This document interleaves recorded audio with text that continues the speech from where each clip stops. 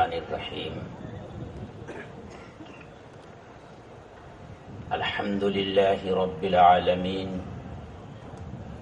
والصلاة والسلام علی سید المرسلین وعلی آلہ واصحابہ اجمعین اما بعد فقد قال النبی صلی اللہ علیہ وسلم العلماء ورثة الانبیاء او کما قال علیہ الصلاة والسلام۔ محترم صدر اجلاس، اسٹیج پر رونق افروز علماء کرام اور معزز حاضرین جلسہ،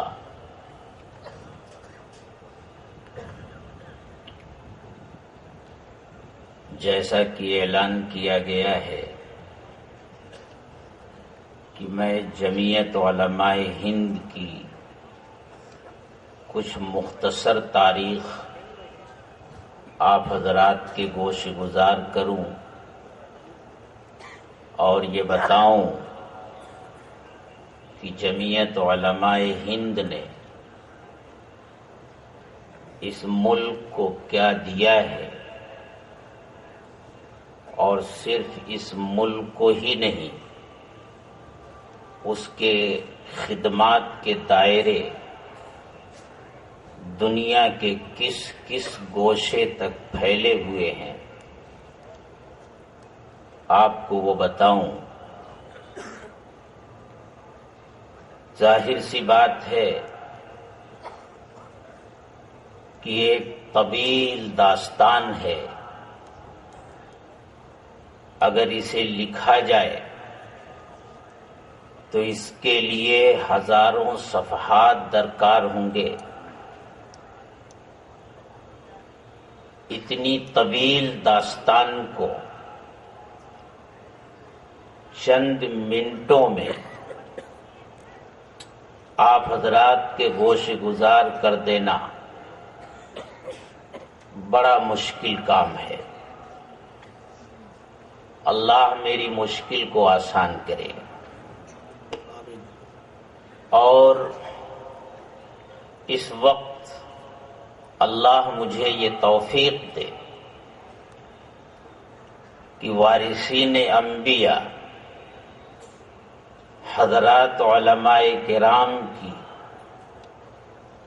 اس ملک میں خدمات کی چند جھلکیاں آپ حضرات کے سامنے پیش کر سکوں۔ دوستو، یہ ایک حقیقت ہے کہ اللہ نے اس پوری کائنات کو انسان کے لیے بنایا ہے۔ انسان کو دنیا میں بھیجنے سے پہلے اللہ تعالی نے تمام انسانی ضروریات کو یہاں پیدا فرما دیا تاکہ انسان دنیا میں آنے کے بعد اپنی ضروریات کی تکمیل کے سلسلے میں تنگی محسوس نہ کرے۔ اللہ نے اس کے لیے زمین کا فرش بچھا دیا، آسمان کا شامیانہ تان دیا اور آسمان میں ستاروں کی قندیلیں لٹکا دی، اور اس زمین میں اللہ تعالی نے طرح طرح کے خزانے چھپا دیے تاکہ انسان اپنی ضروریات کے موقع پر ان سے فائدہ اٹھا سکے۔ اس کے ساتھ ساتھ اللہ تبارک و تعالی نے ایک حقیقت کا اور اعلان کر دیا۔ جس طرح اس دنیا میں انسان کو اپنی زندگی باقی رکھنے کے لیے ہوا کی ضرورت ہے، روشنی کی ضرورت ہے، غذا کی ضرورت ہے، رہنے کے لیے مکان کی ضرورت ہے، سطر پوشی کے لیے کپڑے کی ضرورت ہے، اسی طرح بلکہ اس سے بھی بڑھ کر اس دنیا میں انسان بن کر رہنے کے لیے نبوت کی ضرورت ہے۔ اس لیے اللہ تبارک و تعالی نے بلا کسی تخلف کے پہلے انسان کے ساتھ ساتھ نبوت کا سلسلہ بھی جاری کر دیا۔ حضرت آدم علیہ نبینا علیہ السلام اللہ کے اس دنیا میں پہلے نبی ہیں، پہلے انسان ہیں اور پہلے نبی ہیں۔ حضرت آدم کو نبی بنا کر بھیجا جانا یہ اس بات کا اعلان ہے کہ اس دنیا میں انسانوں کی ایک بہت بڑی اور سب سے اہم ضرورت نبوت ہے۔ نبوت کے بغیر انسان بن کر اس دنیا میں نہیں رہ سکتا۔ نبوت کی روشنی اگر انسان کو نہ ملے تو انسان میں اور چوپائے میں کوئی فرق نہیں ہوگا۔ اور پھر نبوت کا یہ سلسلہ اللہ تبارک و تعالی نے برابر جاری رکھا۔ جب جب اس دنیا میں کفر کی تاریکی بڑھی، نافرمانیوں کا ماحول بنا، تو اللہ تبارک و تعالی نے کسی نہ کسی نبی کو اس دنیا میں بھیجا ہے۔ یہ دنیا نبوت سے اور انبیاء کرام علیہم السلام سے کبھی خالی نہیں رہی۔ ایک ایک وقت میں اس دنیا میں کئی نبی موجود ہوتے تھے۔ ان انبیاء کرام علیہم السلام کی تعداد کیا ہے اس کا صحیح علم اللہ کو ہے۔ ہم صرف ایک اندازہ اور تخمینہ لگاتے ہیں، لیکن اللہ نے صاف صاف کہہ دیا کہ ان نبیوں میں سے کچھ تو وہ ہیں جن کا تذکرہ ہم نے اپنی کتاب میں کر دیا ہے، اور بہت سے وہ ہیں جن کو ہم نے اپنی کتاب میں بیان نہیں کیا، لیکن یہ اعلان کر دیا کہ دنیا میں کوئی قوم ایسی نہیں گزری ہے جس قوم میں اللہ تبارک و تعالی نے اپنا نبی نہ بھیجا ہو۔ اور تمام انبیاء کرام علیہم السلام کی محنت کا میدان یہ انسان رہا ہے، اور اس سلسلے میں تمام انبیاء کرام علیہم السلام کا ایک ہی منہج اور ایک ہی طریقہ ہمیں نظر آتا ہے کہ انبیاء کرام علیہم السلام اللہ کی طرف سے آنے والے پیغام کو اللہ کے بندوں تک پہنچانے میں بے انتہا مخلص ہوتے ہیں۔ اپنی اس محنت کی کوئی داد یا اس کا کوئی صلہ وہ دنیا کے کسی انسان سے طلب نہیں کرتے، ان کی نظر صرف اللہ کے اوپر ہوتی ہے، اور معاندوں اور دشمنوں کے جواب میں کبھی وہ ان کی زبان میں ان کو جواب نہیں دیتے، بلکہ ہمیشہ مثبت انداز میں وہ انہیں حق بات بتاتے ہیں اور اللہ کی طرف بلاتے ہیں۔ مختلف انبیاء کرام علیہم السلام کے تعلق سے اللہ تبارک و تعالی نے ذکر کیا ہے، جب قوم نے ان سے کہا کہ آپ تو گمراہ ہیں، جب قوم نے ان سے کہا کہ آپ تو بے وقوفی کی باتیں کرتے ہیں اور آپ بے وقوف ہیں، تو انہوں نے یہ کہا قال یا قوم لیس بی ضلالہ ولکنی رسول من رب العالمین، اے میری قوم میں گمراہ نہیں ہوں، میں تو رب العالمین کا بھیجا ہوا رسول ہوں۔ قال یا قوم لیس بی سفاہہ ولکنی رسول من رب العالمین، اے قوم، اے میرے بھائیوں، میں بیوقوف نہیں ہوں، میں تو اللہ کا بھیجا ہوا رسول ہوں۔ لا اسألکم علیہ اجرا، میں جو کچھ کر رہا ہوں تم سے کسی معاوضے کا طلبگار نہیں ہوں۔ ان اجری الا علی اللہ، مجھے تو اگر صلے کی امید ہے تو اپنے اللہ سے ہے، مجھے جو کچھ بدلہ لینا ہے اپنی اس محنت کا، اپنی اس قربانی کا، تو اللہ سے لینا ہے۔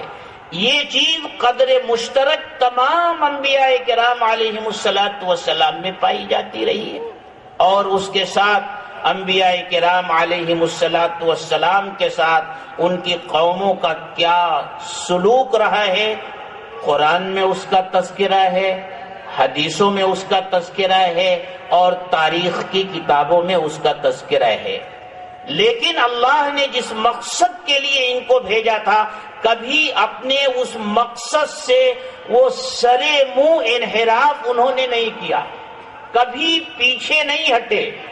انہیں دھمکیاں دی گئیں، انہیں لالچ دیا گیا، انہیں عظیم کوششیں کی گئی، لیکن وہ اس راستے سے ہٹنے کے لیے کبھی تیار نہیں ہوئے۔ رکھی تھی، اے محمد شادی کرنا چاہتے ہو، جہاں چاہتے ہو ہم وہاں شادی کر دیں گے، مال و دولت چاہتے ہو مال و دولت کا ڈھیر لگا دیں گے، حکومت چاہتے ہو ہم تمہیں اپنا بادشاہ بنا لیں گے، لیکن اے محمد ہمارے معبودوں کو برا کہنا چھوڑ دو۔ آپ نے فرمایا خدا کی قسم، میرے داہنے ہاتھ پر سورج اور بائیں ہاتھ پر چاند بھی لا کر رکھ دو، اور مجھ سے یہ کہو کہ میں اپنے اس مقصد سے ہٹ جاؤں، تو ایسا ممکن نہیں ہے۔ لالچ دیا گیا، خوف میں انہیں مبتلا کیا گیا، ان کے اوپر حالات ڈالے گئے، لیکن انبیاء کرام علیہم السلام کبھی پیچھے نہیں ہٹے۔ حضرت آدم علیہ السلام سے لے کر نبی آخر الزماں حضرت محمد الرسول اللہ صلی اللہ علیہ وسلم تک تمام انبیاء کرام کی یہی سیرت رہی ہے۔ آپ جانتے ہیں خاتم الانبیاء حضرت محمد الرسول اللہ صلی اللہ علیہ وسلم پر نبوت کا سلسلہ ختم ہو گیا۔ اب اس دنیا میں کوئی نبی نہیں آئے گا، آپ آخری نبی ہیں۔ اللہ اپنا آخری پیغام اس دنیا میں بھیج چکا، اب کوئی اور نبی اس دنیا میں آنے والا نہیں ہے۔ اللہ کے آخری نبی صلی اللہ علیہ وسلم کے بعد انبیاء کرام علیہم السلام کا وہ کام جس کے لیے وہ بھیجے جاتے رہے، اور اس دنیا میں جانشین شیخ الاسلام، جانشین شیخ الاسلام، جانشین شیخ الاسلام، جمعیت علماء ہند، جمعیت علماء ہند، جمعیت علماء ہند، حضرت مولانا سید ارشد مدنی، حضرت مولانا سید ارشد مدنی، جانشین شیخ الاسلام، جانشین شیخ الاسلام، جمعیت علماء ہند، جمعیت علماء ہند، جمعیت علماء ہند، جانشین شیخ الاسلام حضرت مولانا سید ارشد مدنی اپنی اپنی نشستوں پہ تشریف رکھیں، حضرت والا کو سماعت فرمائے۔ انشاءاللہ حضرت والا آپ کے درمیان اسٹیج پر جلوہ افروز ہوں گے، اور آپ ان کی رویت انور سے بھی انشاءاللہ کی زیارت سے مشرف ہوں گے، حضرت والا کے بیان سے ہی محدود ہوں گے۔ میرے بھائیوں جو بائک ساتھ میں آئی ہے اور میں سے گزارش ہوگی کہ میرے بزرگوں، میں بہت عام مر چکا ہے، ایسا ہرگز نہیں ہے۔ کفر آج بھی دنیا میں موجود ہے، شرک آج بھی دنیا میں موجود ہے، باطل آج بھی دنیا میں موجود ہے. انبیاء کرام علیہم السلام کا سلسلہ بند ہو گیا تو اب ان باطل طاقتوں سے نبردار پنجہ آزمائی کون کرے گا؟ کفر و شرک کے ماحول میں تعلیمات نبوی کی روشنی کو کون پھیلائے گا؟ بگڑے ہوئے معاشرے میں معاشرے کے سدھار کے لیے انبیاء کرام علیہم السلام آیا کرتے تھے، لیکن اب تو انبیاء نہیں آئیں گے. کیا بگڑے ہوئے معاشرے کو اس کے حال پر چھوڑ دیا جائے گا اور یہ جس رخ پر جا رہا ہے اس رخ پر اسے جانے دیا جائے گا؟ کیا اللہ تبارک و تعالی انسانوں کی طرف سے اپنی آنکھیں بند کر لیں گے اور انسانوں کو اس دنیا میں بھٹکتا ہوا چھوڑ دیں گے اور شیطان کو کھلی چھوٹ اور کھلی آزادی اس دنیا میں دے دی جائے گی کہ وہ جس طرح چاہے اللہ کے بندوں کو گمراہ کرے؟ کیا ایسا ہوگا؟ ایسا نہیں ہو سکتا، ایسا نہیں ہو سکتا. اس کا انتظام فرمایا اللہ تبارک و تعالی نے اور اپنے آخری نبی حضرت محمد الرسول اللہ صلی اللہ علیہ وسلم کی زبان مبارک سے اعلان کروایا کہ اب نبی تو اس دنیا میں نہیں آئیں گے، لیکن نبیوں کا کام جاری رہے. وہ علماء کرام سے لینا ہے اور علماء کرام کی پہلی صف میں حضرات صحابہ کرام رضوان اللہ تعالی علیہم اجمعین کا نام آتا ہے، دوسری صف میں تابعین کا نام آتا ہے اور تیسری صف میں تبع تابعین کا نام آتا ہے. اسی طرح ہر دور کے علماء اپنے اپنے زمانے میں حضرات انبیاء کرام علیہم السلام کے جانشین رہے ہیں اور انہوں نے جانشینی کا حق ادا کیا ہے. جس طرح حضرات انبیاء کرام علیہم السلام کے سروں پر آرے چلائے گئے، ان کے قتل کی سازشیں ہی نہیں کی گئی بلکہ ان کو قتل کیا گیا، ان کو ان کے شہروں سے نکالا گیا، انہیں خانوما برباد کیا گیا اور انہیں ہر قسم کے ظلم و ستم کا نشانہ بنایا گیا. ٹھیک انہی سب حالات کا سامنا انبیاء کے سچے جانشین حضرات علماء کرام کو بھی اپنے اپنے زمانے میں کرنا پڑا ہے اور اسی استقلال کے ساتھ، اسی عظیمت کے ساتھ جو حضرات انبیاء کرام علیہم السلام سے ان علماء کرام کو وراثت میں ملی ہے، علماء کرام نے اسی استقامت اور عظیمت کے ساتھ ان حالات کا مقابلہ کیا ہے. تاریخ بڑی طویل ہے، ہر دور سے اگر میں مثالیں ذکر کروں تو وقت میں گنجائش نہیں ہے. مجھے تو ہندوستان میں علماء کرام کی خدمات کا تذکرہ کرنا ہے. ہندوستان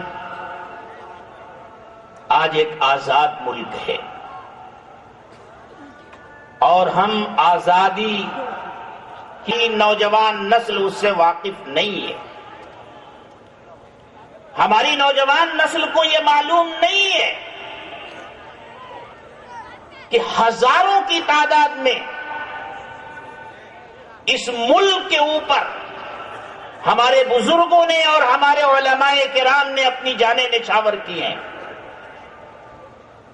اور اس ملک کی مٹی میں ہمارے شہیدوں کا اتنا خون جذب ہوا ہے کہ خوشبو وہاں سے ملے گی، اٹھتی ہوئی محسوس ہوگی.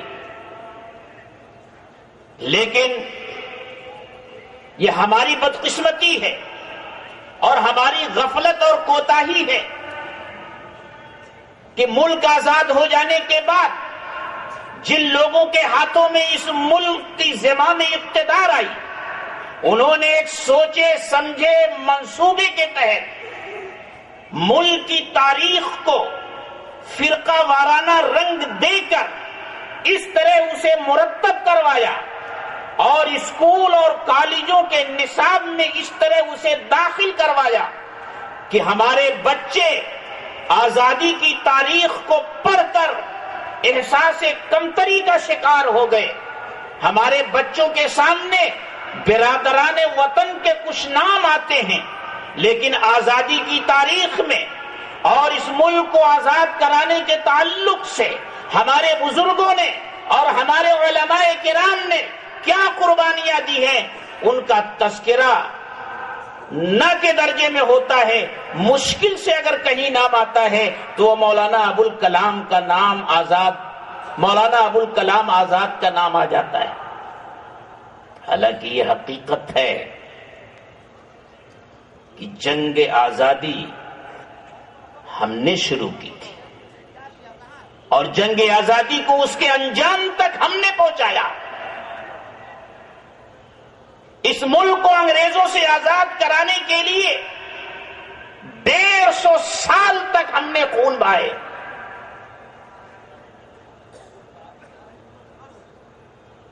اور ان 150 سالوں میں لاکھوں کی تعداد میں مسلمان اس ملک کی آزادی پر قربان ہو گیا ہے۔ قربانی کا نعرہ ہم نے دیا، قربانی آزادی ہم نے شروع کی، آزادی کا بگل ہم نے بجایا، آزادی کی نعمتوں سے برادران وطن کو ہم نے آشنا کیا، غلامی کی ذلت کیا ہوتی ہے اس کا احساس برادران وطن کو ہم نے دلایا۔ برادران وطن تو صدیوں سے اقتدار کے گلیاروں سے باہر تھے، اقتدار تو ہمارے گھر کی لوڈی اور بادی تھی۔ انگریزوں نے اقتدار ہم سے چھینا تھا،